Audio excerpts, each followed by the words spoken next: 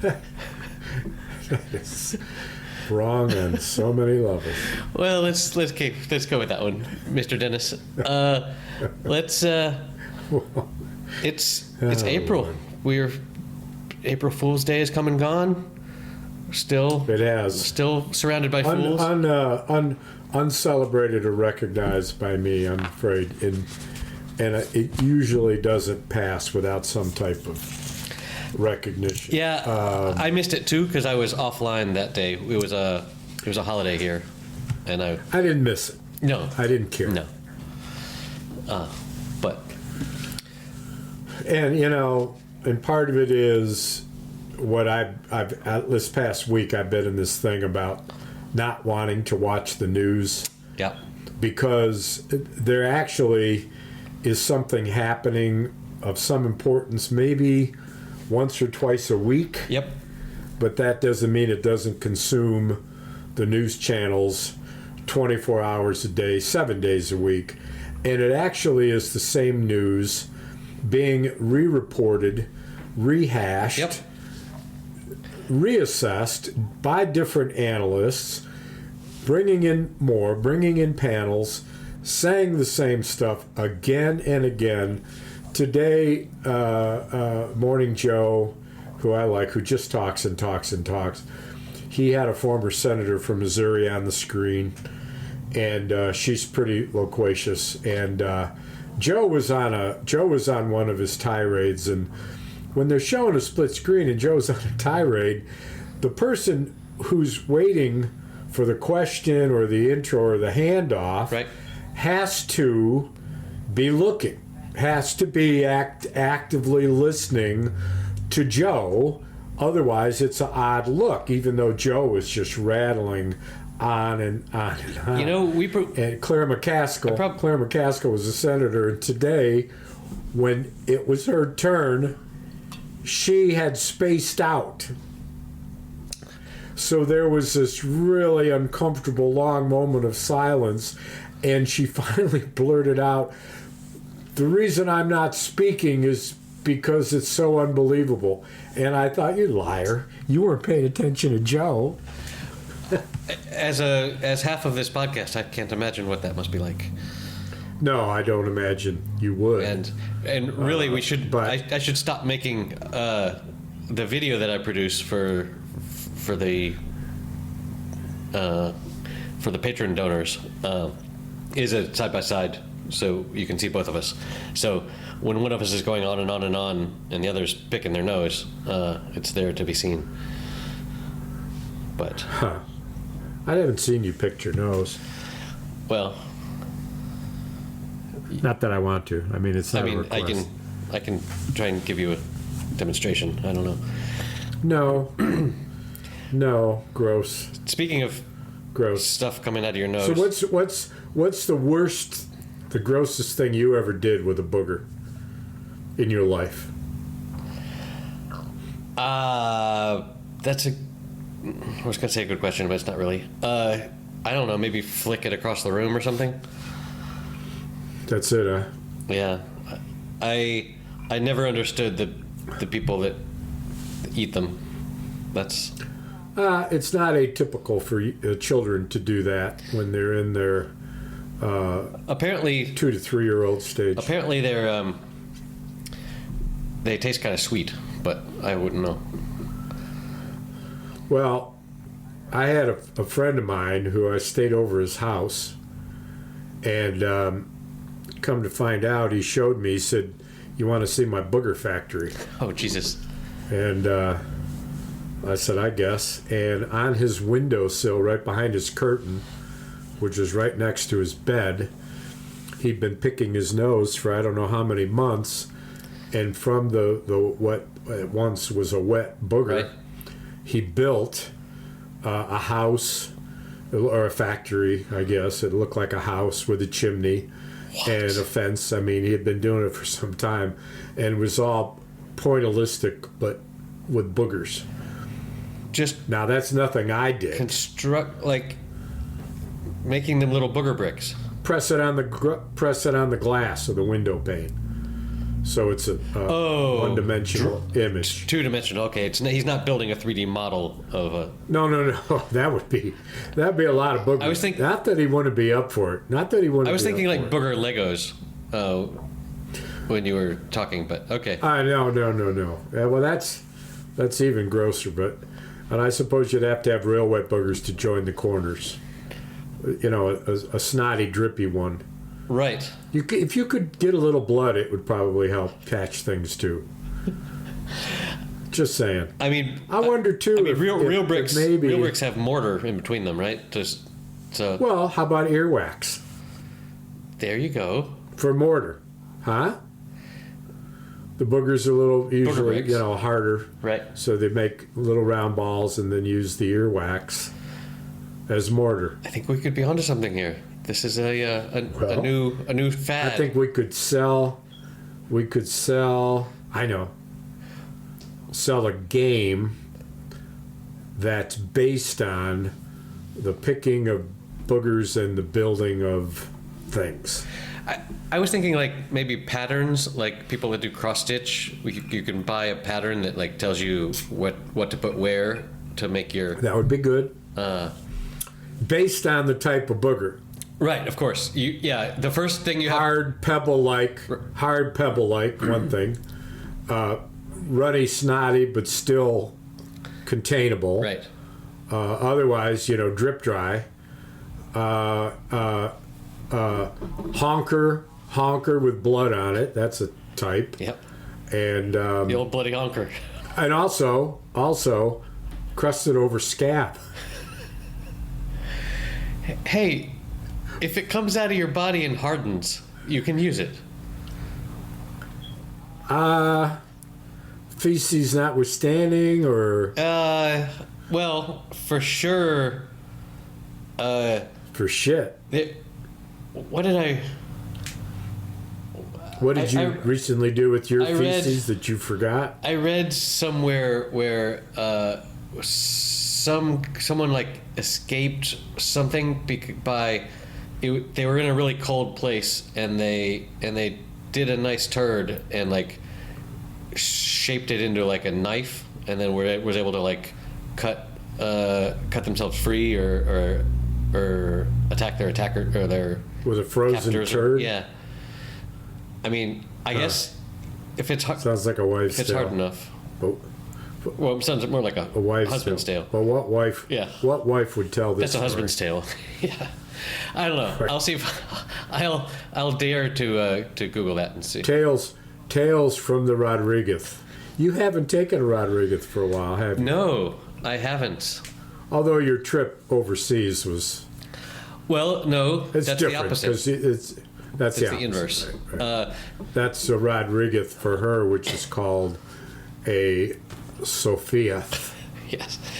I haven't since I've been working for a European company that like gives proper vacation time.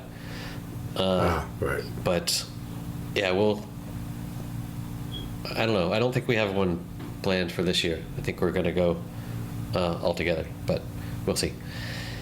So we got I got a new television series. I've got a report on our friend Mayor of Eastwick and that series, which I've now stopped watching. I checked that out. Do you want to know my opinion? I quit it. I watched the first episode, and every 3 to 5 minutes, I was like, why am I getting older watching this? Like, it was so... It didn't click. It was so uninteresting, and only at the very, very end did I realize who they're satirizing. Who are they satirizing? Apparently, Putin is a hypochondriac. And is super scared of germs. And during COVID, like everyone had to be like 10 yards away from him and stuff. I don't know. And I think they're trying to satirize him, but they're doing it in such an unentertaining way that it's just. Well, it didn't get any better. I watched the second one only because I wanted to give her the benefit of a doubt. Right. And the second one was actually disturbing. And the images in it were disturbing, and they were disturbing in such a way that, unlike other disturbing images which were part of a larger picture, these seemed to be disturbing in an isolated kind of way, and were so violently and accurately depicted that I actually became very uncomfortable, had a restless night because of Jesus. it, and because it had no purpose, Right. or other than to shock, I think. I wasn't clear about it. I watched the first part of the third one, and it was kind of more the same, and I just said, you know what? Let me switch. So I did, however. Well, anyway, I don't want to say any more about that. So I did watch a new one, too. I got about 15 minutes into the second one, and then I couldn't. It's funny how we were similar. That I did that 15 minutes into my third one. I suspect part of the second one I fell asleep for part of it, so that I may have short-circuited it sooner otherwise. Are they just operating on another level from us, and we're just too stupid to get how clever it is? No, because it's terrible television. There's a lot of people who don't think so. And those people are not us. And I'd have to read up on it to see what exactly they're saying. Like, is anyone saying, "Oh, this is groundbreaking political satire"?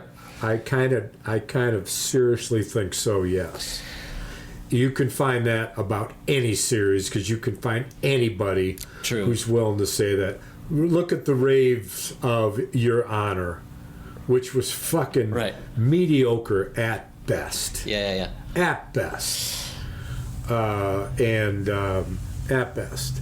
So, on the TV front, Yes. A Gentleman in Moscow, Ewan McGregor, playing a count Okay. who, after the Russian Revolution in 1917, when they killed the royal family and the Bolsheviks took over and the communists took over, this one count was spared on condition that the temporary place he was living, where he'd been a year, because his castle was built, was burnt to the ground. In the palatial quarters in the nicest hotel where he lived, he was told, if you ever step foot out of that hotel, we will kill you. And so he went to his apartment and thought that's where he was timed out. But in fact, it was in the attic. All of this you know from the trailer. But the depiction of this and the acting in this is so superior that what otherwise sounded like a bit of a trite plot, I wonder how this would go. But I've seldom seen Ewan McGregor in something I don't really appreciate. Yeah, he's very, very good. He's pretty good. And I will absolutely can't wait to see the second one. It's one of those. It's a keeper. Okay. So check that out. So it is a series. A Gentleman in HBO. Yeah, and that's the only thing you watch, I think. No, I watch Showtime. And I talk about getting Netflix and don't. There's a TV show that I've heard some positive stuff about that just this evening I watched like 15 minutes of the first episode. It's called Shōgun. And oh, yeah. it was on FX, but now for me it's on Disney Plus. So you see it without commercials. So I can see it without commercials. Yeah. Have you had heard of that?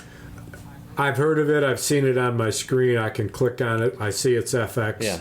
And I go to something else. I don't. Yeah. I can't stand commercials. Right. Can't stand. Wow. Yeah.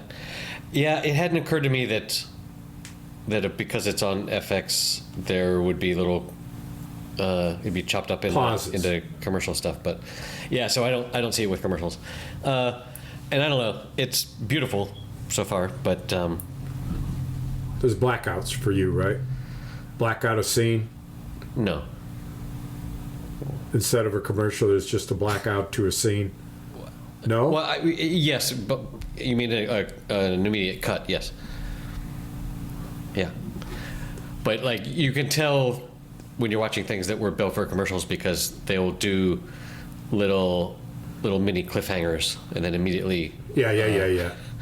Da-da-da-da! Click. Right. But, so, I don't know. I don't really have anything to report on that.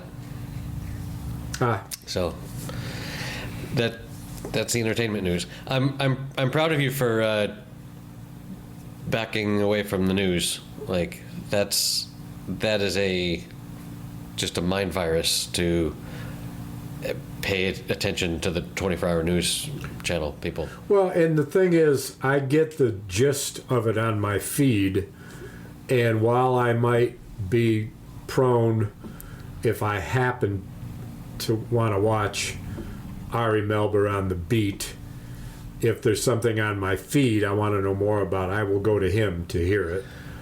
Or if at any point in time I happen to be around when Jen Psaki or Psaki, I guess. What is it?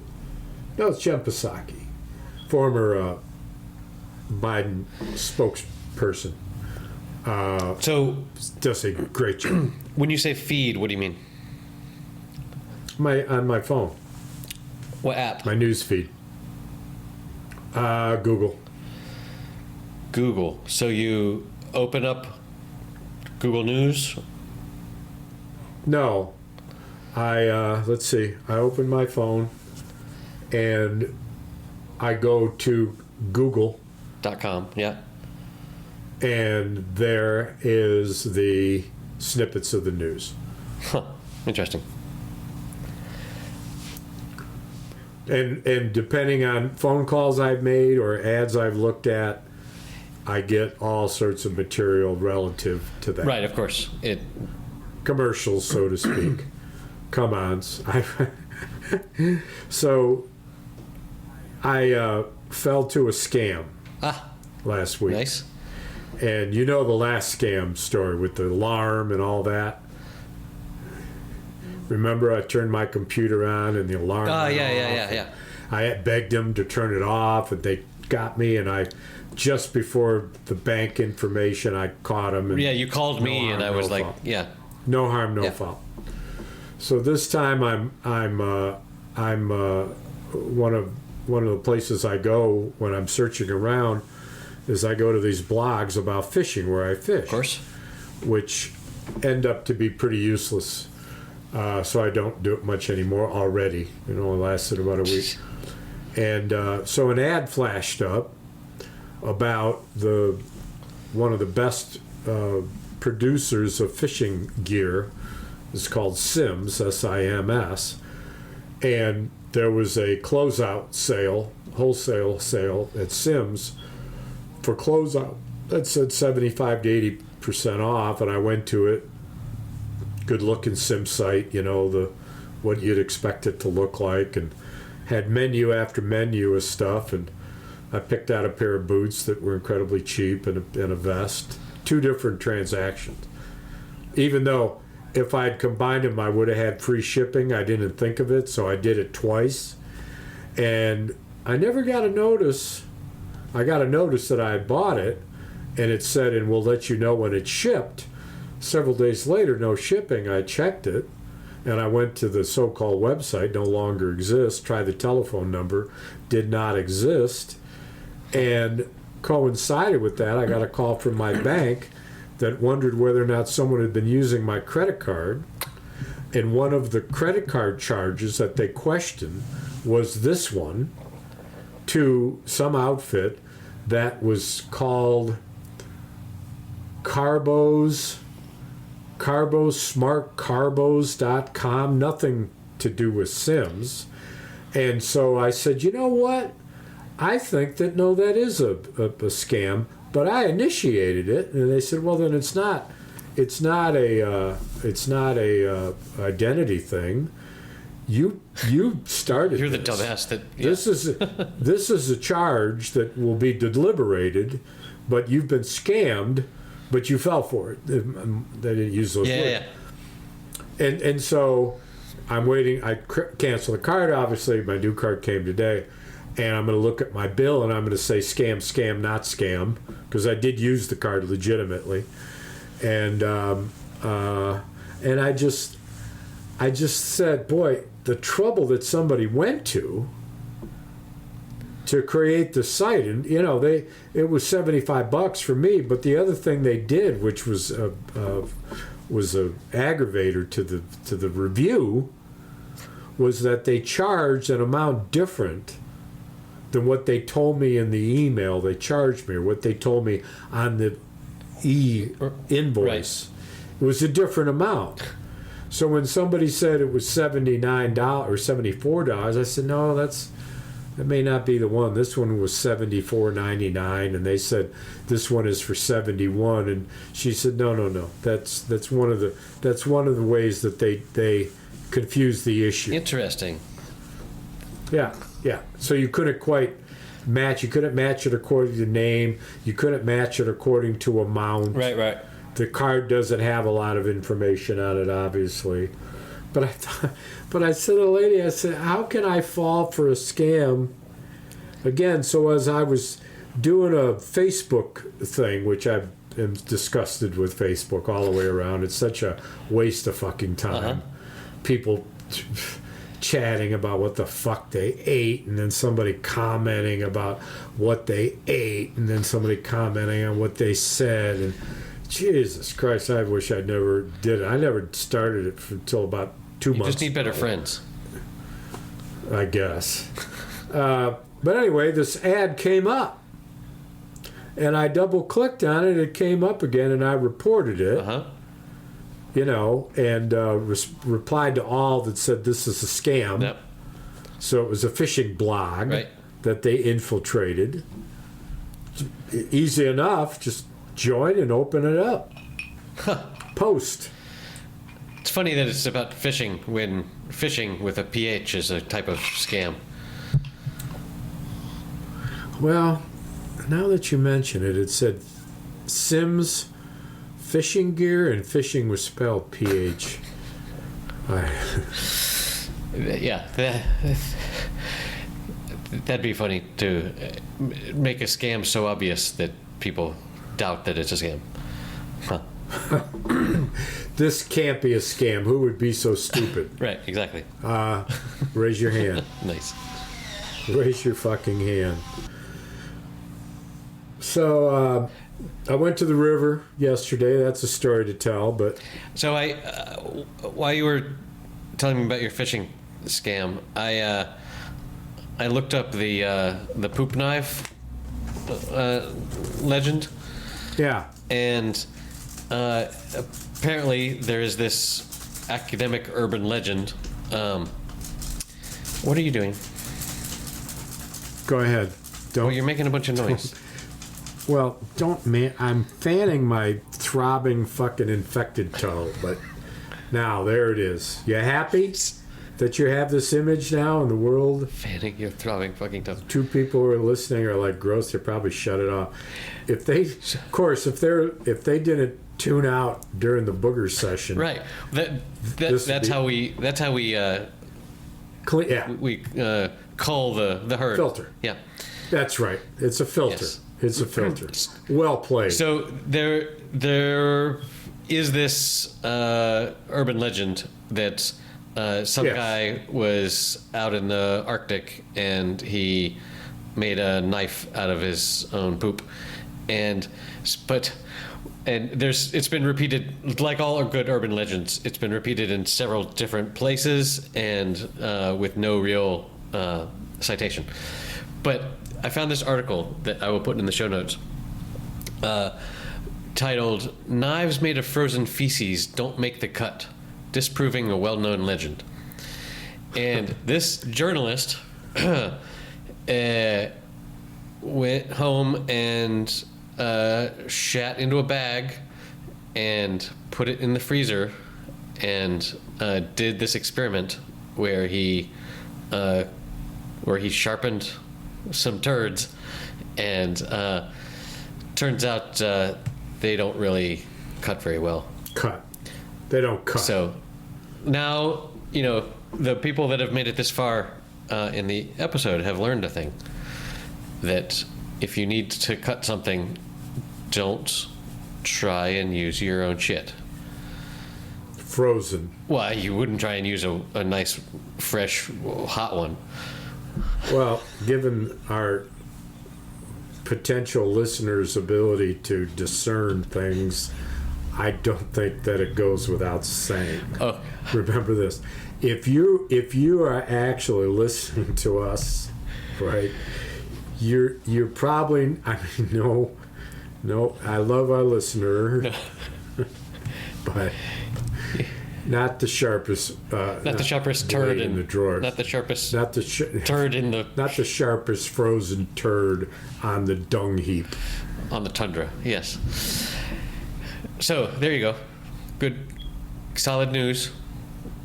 Good solid news, and Quickly reported. I'm glad that whatever it was I was talking about when you were doing the search didn't matter to you at all. That's just we'd have to play.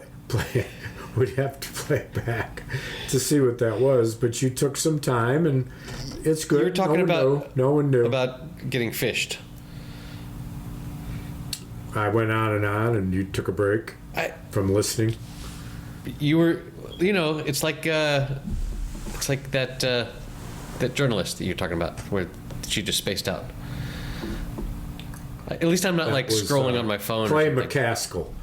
That was not Clay McCaskill. Not Clay. It doesn't matter. Claire. Yeah, no. Claire. Claire McCaskill. That's a politician.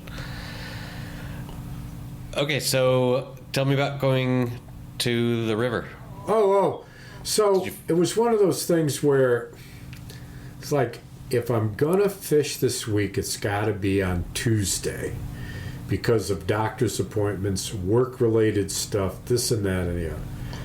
I looked at the weather report, and it said 37 feels like 32, 38 feels like 33, 65% chance of rain all day.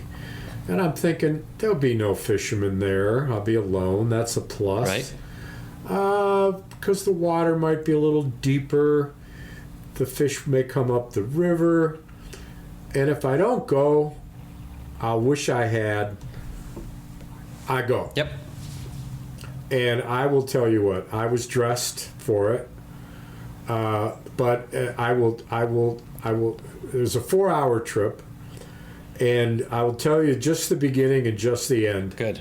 But the beginning was when I hiked through the woods, along the river, then through the river, then past 2 of my honey holes that I fish on the way back that you've heard many stories about. Went to what I call my honey hole, and there I encountered the only other fishermen, as it turns out, that I would have seen all day. Yep. There they were, the next hole up. Luckily, I got to my honey hole before they did, so I was there.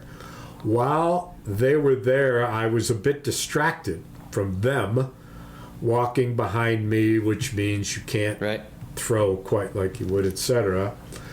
In that time frame where they were engaged with them, I drifted 6 times and hooked 2 steelhead. Nice.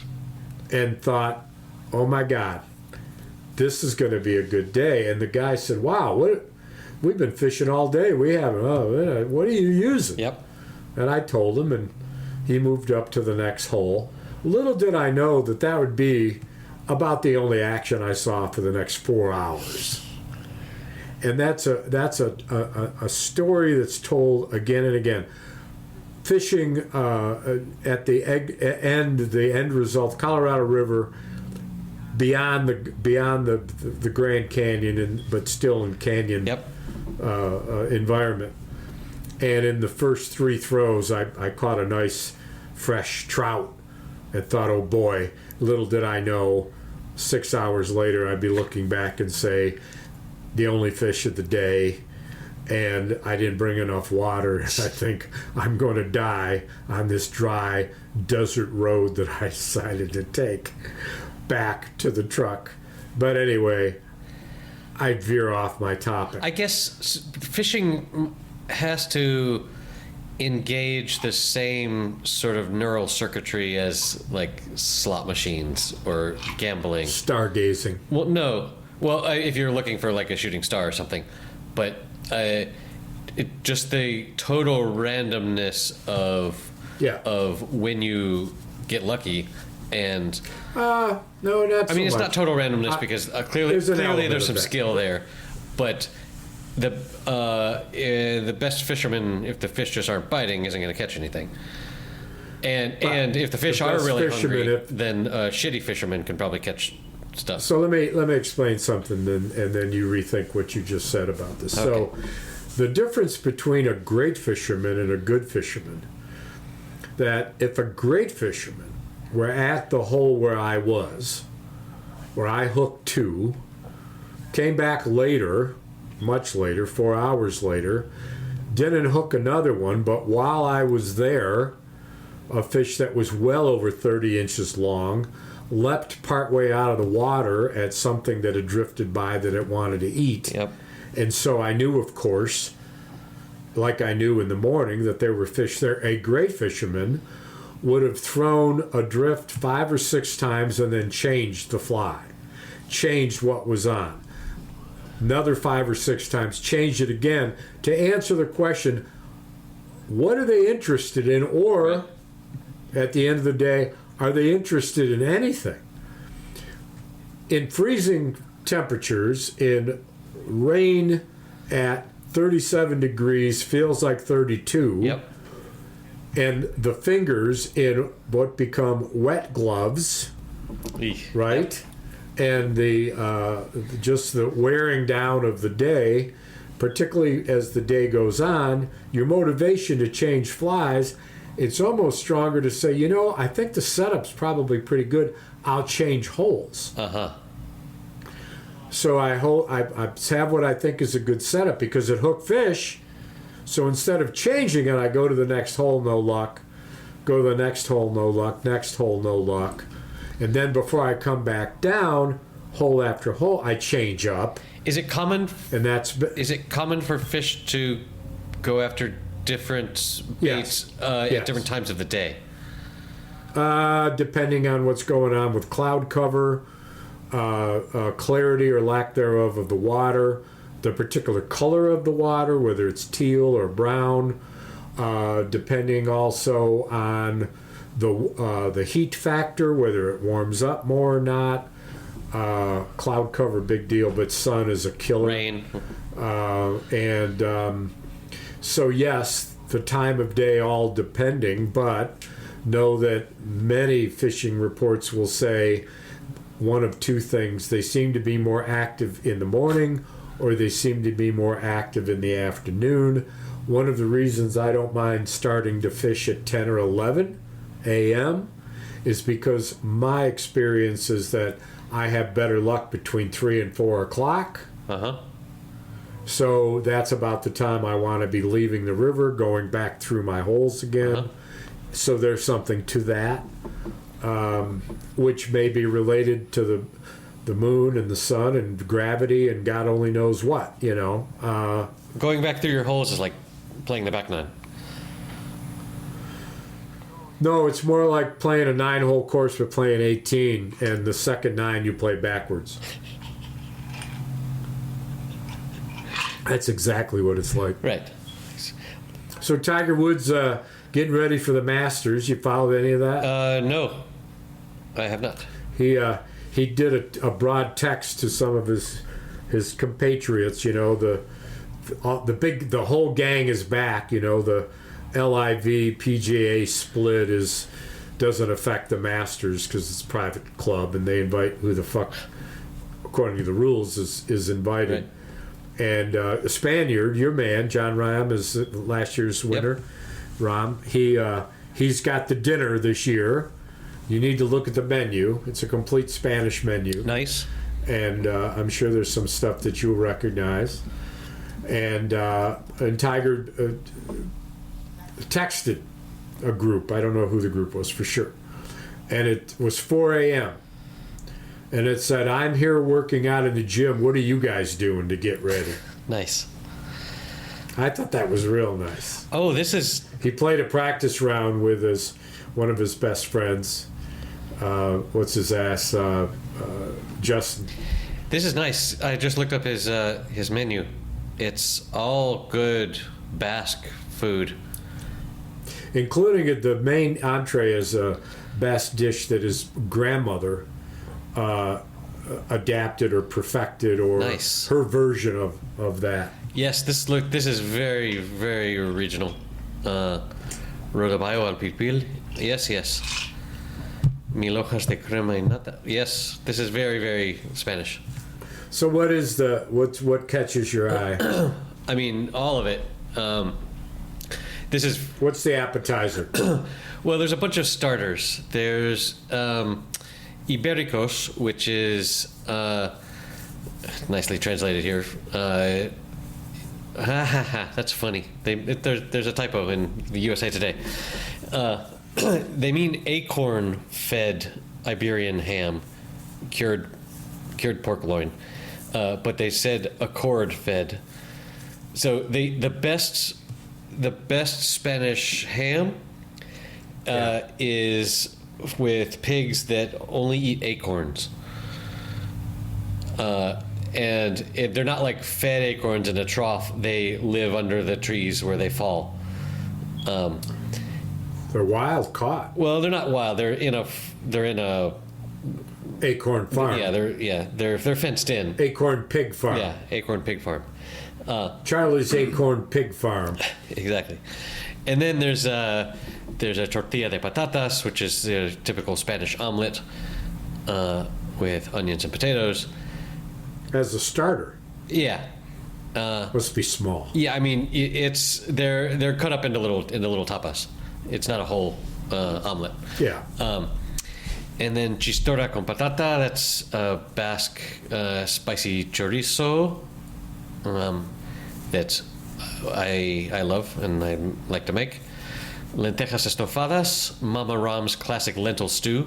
I make lentils. Oh. I make lentil stew all the time. Did they tell you the ingredients? No, but I can tell you my recipe. Lentils, onions, celery, garlic. No celery or garlic, but like green peppers and red peppers as well, chopped up finely, and bell peppers. Yes. Huh.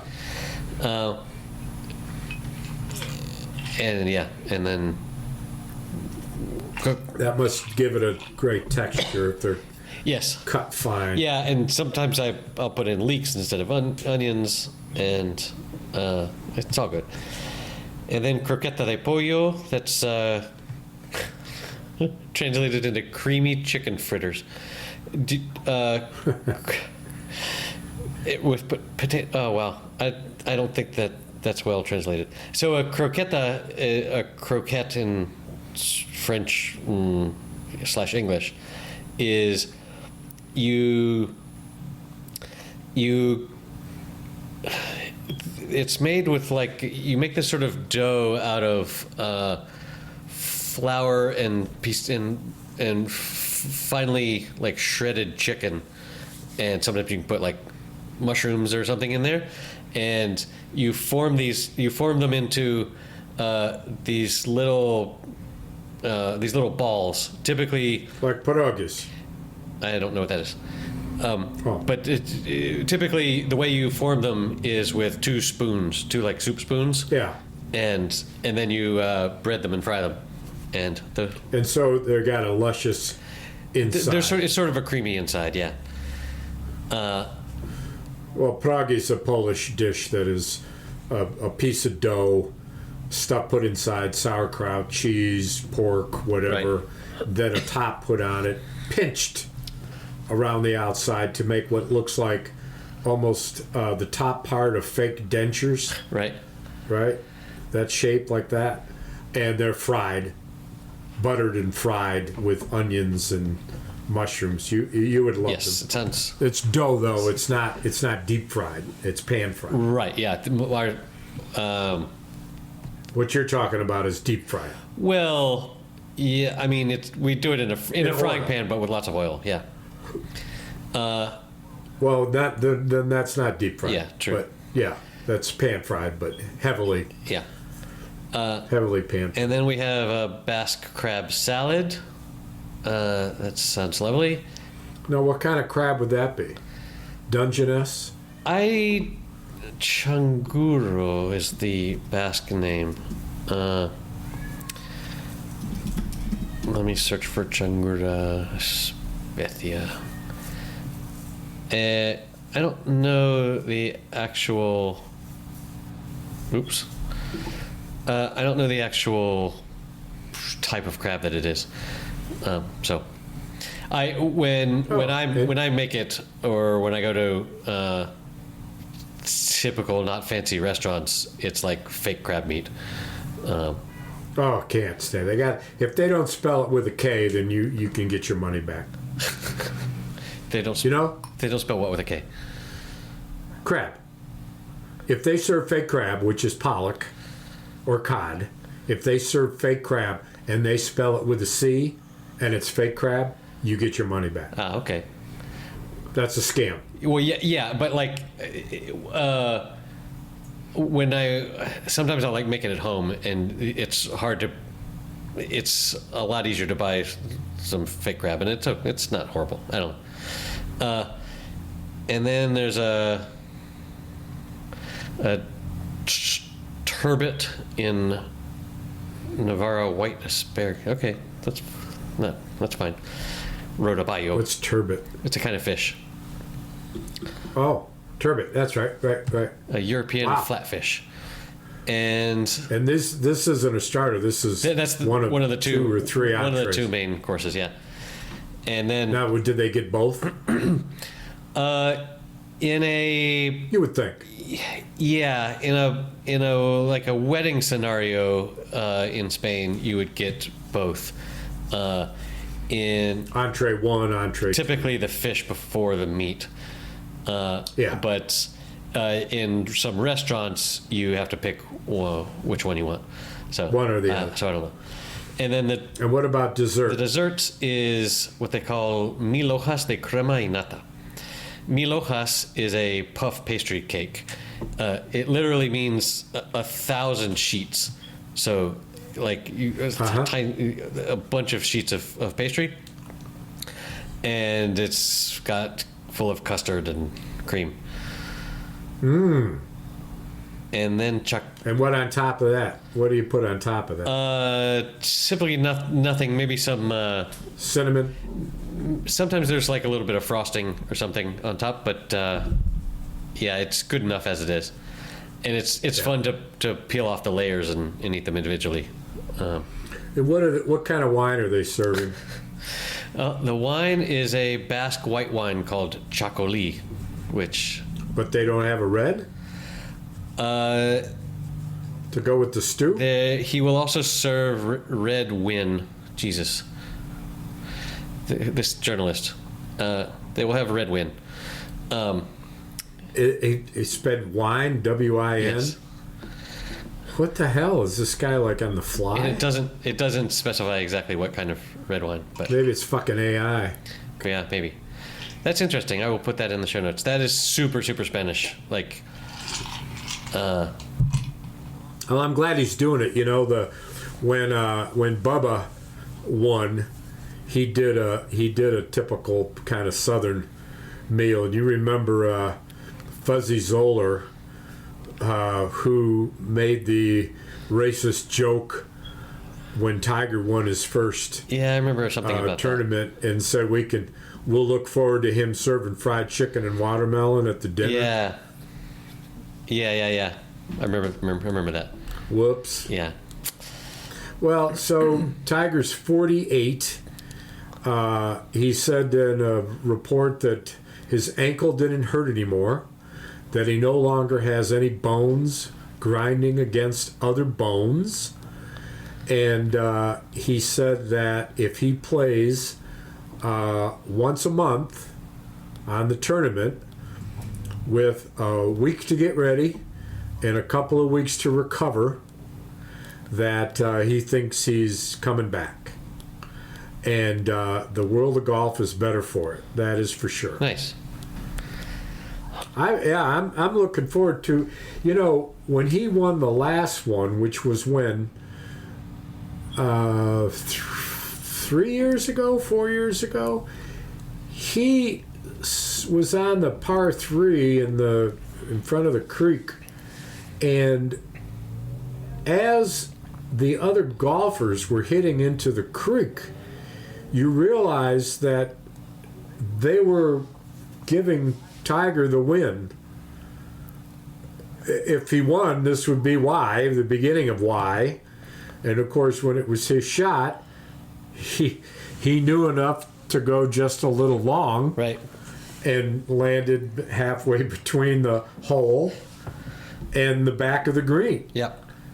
And from that point forward, it was like one guy after another. There were 3 guys. They were in contention, as I recall. I've seen the replays of it all. It's fascinating. And they fucked up. He was the last man standing. Now, a guy his age, blah, blah, blah, so-called his age, right. Wisdom. Well, what a skill level. Yep. So, while we're at the sports desk, tell me about March Madness.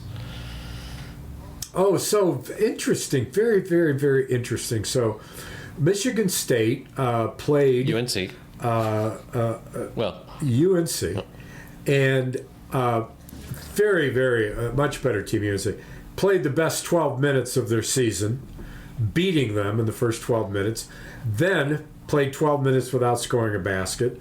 Then shot shitty in the second half as well. Lost. They're out. My interest level waned. Then Kansas, who I'll follow because my brother's from Kansas. Penn State is not in it. And I thought, oh God, it's too bad that I don't care about. And then I realized that North Carolina State, alma mater, baby, who Wolfpack. From the last time they were in the Final Four was the Cardiac Pack, a Wolf Pack, yep, where they won literally every NCAA game at the buzzer. Wow. Every single one, including the final. That's the last time they were there. It was 1983. Jimmy Valvano, right? Jimmy Valvano, who famously ran around the court with like a chicken with his head cut off, not knowing where to go, who to hug. He had no plan. He just ran around crazy. Yep. Heartwarming story. And of course, he died from cancer, and they show this clip every year at the fundraiser. He's raised millions and millions for cancer research. But here they are back again, and I thought, I'm going to watch that game. And they're playing number 4 Duke, yep, who I'd like to see beat anytime they yep, play. I just soon see them beat. And what a storyline. And there's a dude who plays for NC State, blue-collar dude, great big guy, man, 6'8", heavy, heavy, not a basketball player type. No matter what he did, falling down, getting bumped, on the run, he made a basket. 2 points, 2 points. And this guy is like the guy who's funny, big. Everybody loves just him. lovable, He's doing right, funny stuff during the game. They fucking end up beating them, and then they start to lose. They're down by 9. They're down by 10. They come back and they win it. Yeah. Duke is out. NC State goes to the Final Four. Who do they play? The story goes on. Big Ten. Season winner Purdue with a 7-foot something dude, the best guy, best player in the sport. I think he came up number 1. His name is Edey, and they lost in the Big Ten conference tournament, I should say, to Illinois, which means they can be beat by a decent team. And so NC State, better to play them than the other big number one, which is UConn, which, dig this, has won every one of their NCAA games to date. The 64, the 32, the 16, the 8. Now they're in the Final Four. Every game they've won by at least 10 points. Damn. And UConn is playing somebody, Gonzaga maybe? The fourth one is, yeah. Could be. Thank God for NC State. They're not playing UConn. They're playing Purdue. And so we'll see what happens. So now again, I'm interested again. Nice.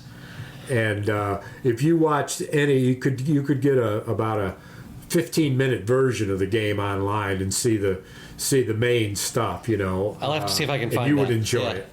You would enjoy that. As an alma mater, I had forgotten that you were a grad there, but I was there in '83.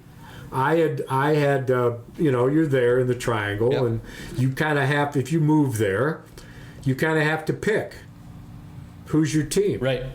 I picked NC State because they were constantly the underdog, and unlike Dean Smith, anybody in the South who's got two last names, I'm not gonna, like, oh yeah, that guy's probably like me, or Mike Krzyzewski, who, good dude, but it was Duke. Right. Arrogant fucking Duke. Yep. And so I picked NC State, and I picked them. Was there long enough that I was there for that run. Were you in school then? No. In 80? Yeah, it was way before. Way before my time. I was in Way elementary school. before. But you know the story. You know the. Yeah. I've You seen know that. the myth. You were in elementary. I've seen that clip, and it's part of the lore at NC State. I used to go to a bar called Jimmy V's. Oh yeah. And Raleigh, I liked Raleigh. It didn't have. Chapel Hill was just way too much Tar Heels. That's all it was. Where you would go to Durham, and Durham was so much more than Duke. Right. Durham was a real hip community then, and still is, and had a lot to offer. And Raleigh had its spots. I certainly found them and frequented them. But the Triangle, there's a lot to do. A lot to do. yeah, it's all reasonably close enough to. Well, it used to be. It's not so close anymore What do you mean? because of the traffic Yeah. and congestion. Sure. It's more of a pain in the ass probably than it ever was. Cool. Thanks for the update. That's more or less what I understood. Sports news. Yep. It's the end of the sports desk.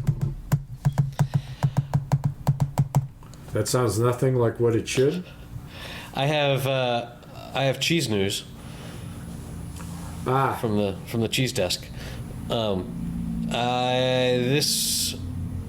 This weekend we remember I told you there's this place up in the mountains here where this husband and wife make cheese, and she is from Hickory originally. Yeah. They had they hosted an event with there was like sort of like a barbecue, and the local beer that they don't make it, but they're like partners with this people that make a beer. They make their own kombucha, which is an interesting substance. Yeah.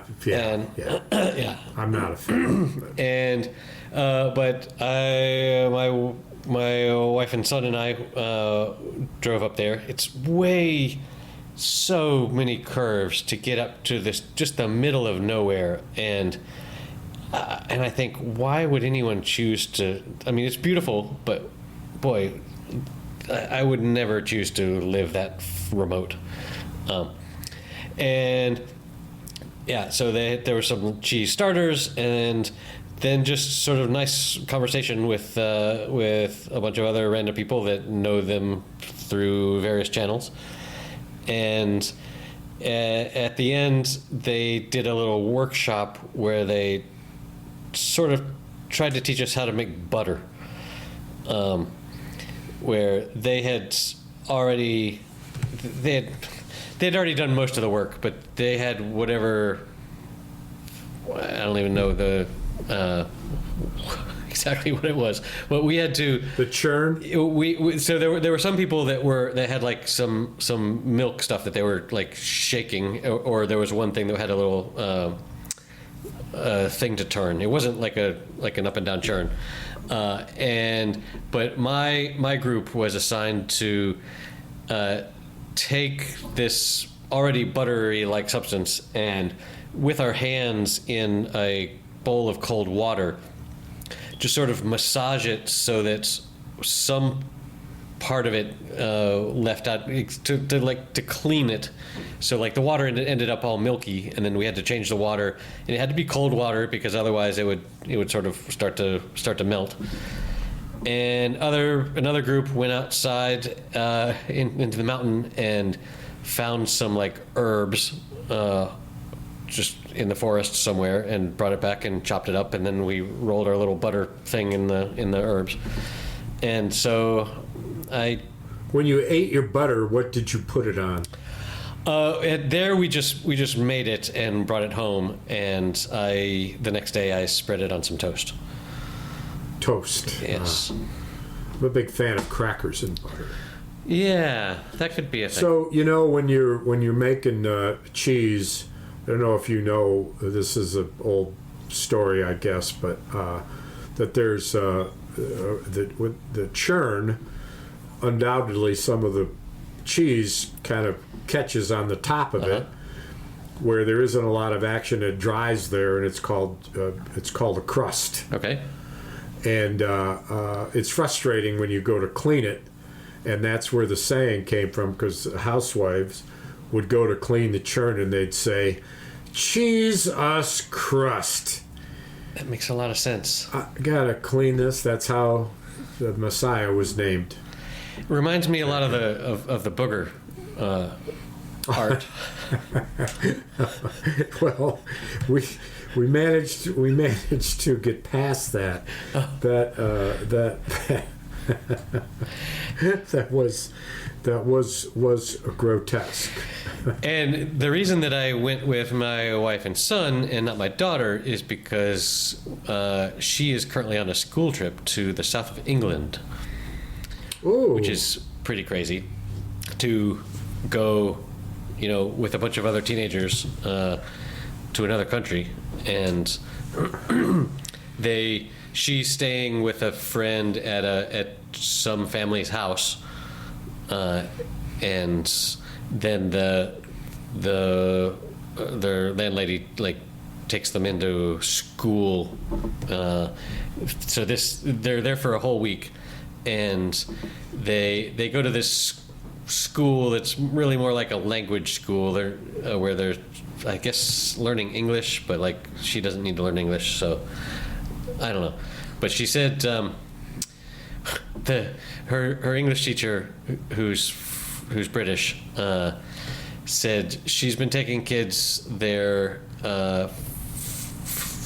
for 20 years, and most years there's some kid that really misbehaves. Like one time, for example, some kid was caught shoplifting, and when that happens, they ship them home at the parents' expense.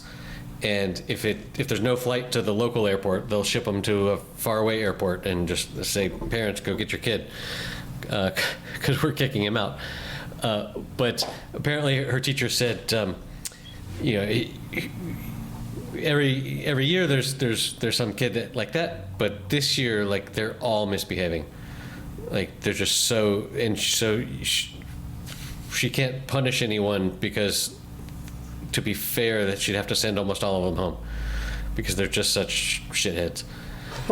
I thought the story was going in the opposite direction. No. That this is the first year that it's just been so pleasant, or somehow in your daughter is the cream of the crop, but no.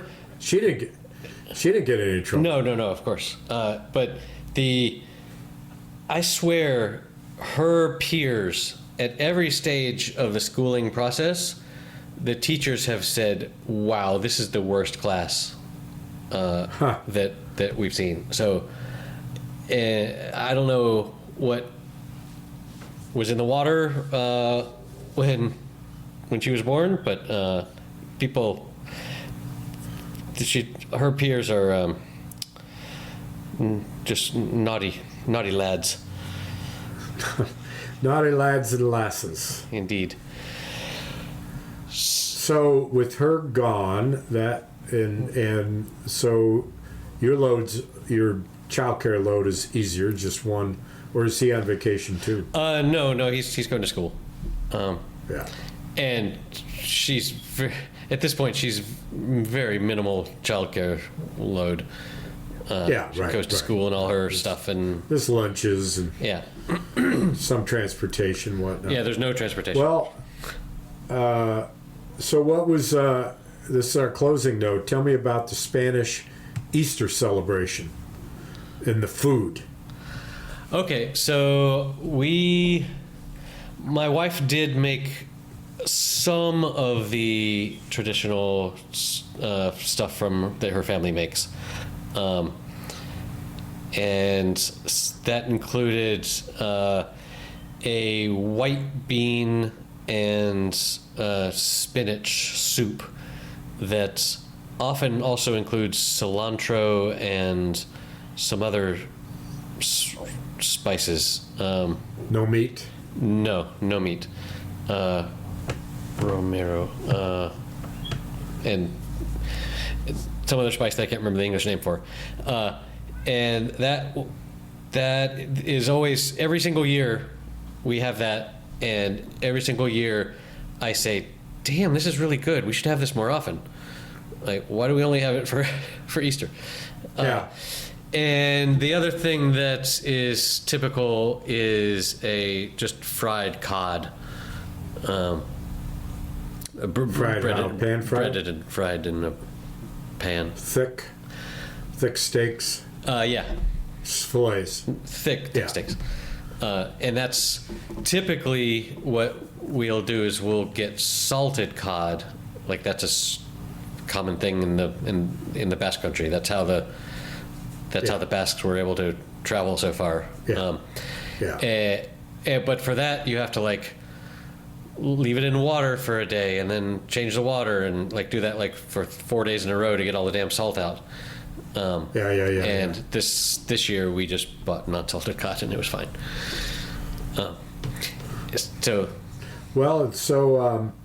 What's coming up here? I got 30-degree weather, even though I'll send you a picture of this if I remember that. The trees next door to me, which I'm sure we figured out what they were long ago, have bloomed in spite of snowfall, in spite of 37 feels like 32. Today was ice cold rain.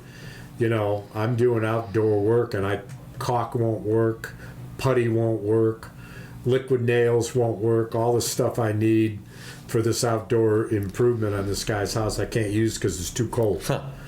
So delay in that, but I'll send you but it's going to warm up, and I think this is the turn. This is the spring is sprung kind of thing, so I'm really looking forward to that. I think it was 72 degrees here today. Oh, sweet. Yeah. Sweet. Well, I'm out of here, my man. I got shit to do. I like how you have a microphone on your shirt, so it looks like you're talking into a microphone, like a real podcaster. Like real. Unlike this one. Yes. Can you see it? Yes. There it is. That's a pretty good mic. Yeah. Looks good. All right. Gone. Later. Next week I'll have a song for you. Excellent. Go. Okay, that's it for episode number 213. You can find the show notes at happyhour.fm/213, where you can find links to the article about the poop knives and the master's menu and some NC State sports highlights and all sorts of good stuff. And you can support the show at patreon.com/happyhour. See you next week.